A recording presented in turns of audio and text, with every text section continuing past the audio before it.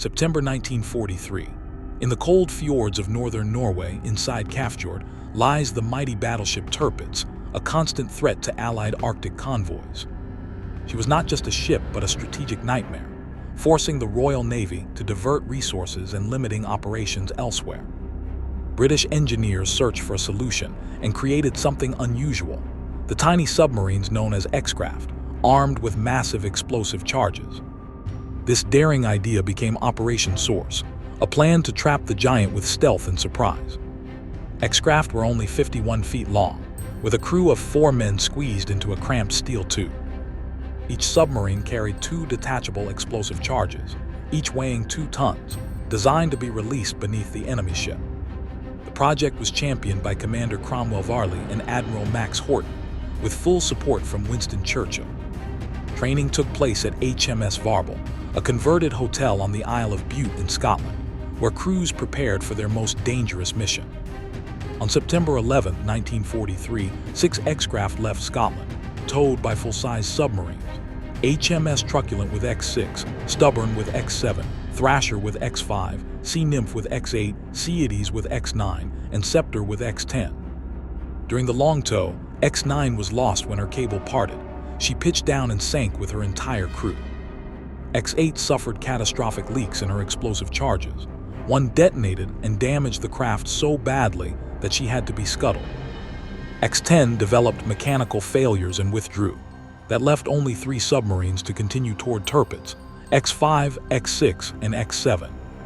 By September 20th, the surviving craft slipped their towing submarines and began the final approach into Kafjord. The anchorage was heavily defended: anti-torpedo nets, minefields, patrol craft, shore batteries, and smoke generators. X6, commanded by Lieutenant Donald Cameron, immediately suffered equipment failures. Her gyro compass and periscope broke down. Using the opening of the boom gate for a passing coaster, she slipped through, struck an underwater rock, and briefly surfaced. A German officer on Tirpitz dismissed the splash as a porpoise. Despite the damage, Cameron pushed forward, positioned his submarine beneath the battleship, and released both charges before being forced to surface and surrender. Meanwhile, X7, commanded by Lieutenant Basil Place, skillfully penetrated the nets, planted her charges, and attempted to withdraw.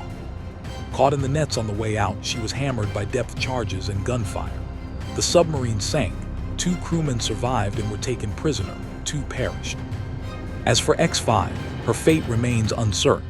Most evidence suggests she was destroyed by Tirpitz's 105 guns before reaching her target. At 8:12 a.m. on September 22nd, massive underwater explosions rocked the fjord as the charges detonated beneath Tirpitz. She was rendered unfit for action for at least 6 months. Repairs began immediately, but before they were complete, British carrier aircraft struck again in April 1944 during Operation Tungsten.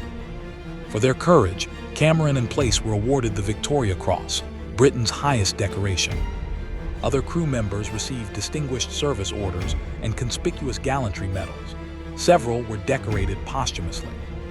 Operation Source became a symbol of hidden power: tiny submarines taking on a giant warship and succeeding. Today, Kafjord is quiet, its waters concealing the memory of courage and sacrifice. The exact fate of X5 remains one of the enduring mysteries of the submarine war. Small boats, massive consequences, a lesson from history about innovation and bravery. Follow for more deep-sea mysteries, the Second World War history, and naval stories.